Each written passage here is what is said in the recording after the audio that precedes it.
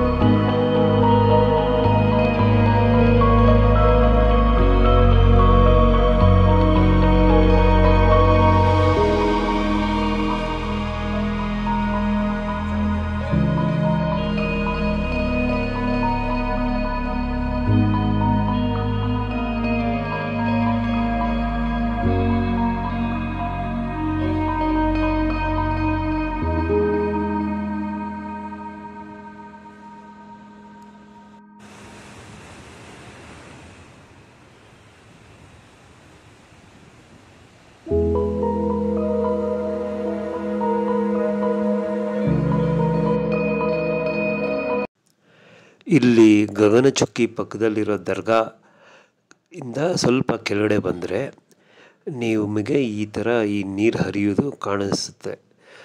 ಇದು ಆ್ಯಕ್ಚುಲಿ ಸ್ವಲ್ಪ ಡೇಂಜರಸ್ ಆಗೇ ಇದೆ. ನೀವು ಭಾಳ ಹುಷಾರಾಗಿ ಇಲ್ಲಿ ಬಂಡೆ ಮೇಲೆ ನಿಂತ್ಕೊಂಡು ಈ ವ್ಯೂನ ನೋಡ್ಬೋದು. ಬಟ್ ಒಬ್ಬರೇ ಇಲ್ಲೆಲ್ಲ ಬರೋಕ್ಕೆ ಹೋಗಬೇಡಿ, ಯಾರಾದರೂ ಜೊತೆಗಿದ್ರೆ ಒಳ್ಳೆಯದು.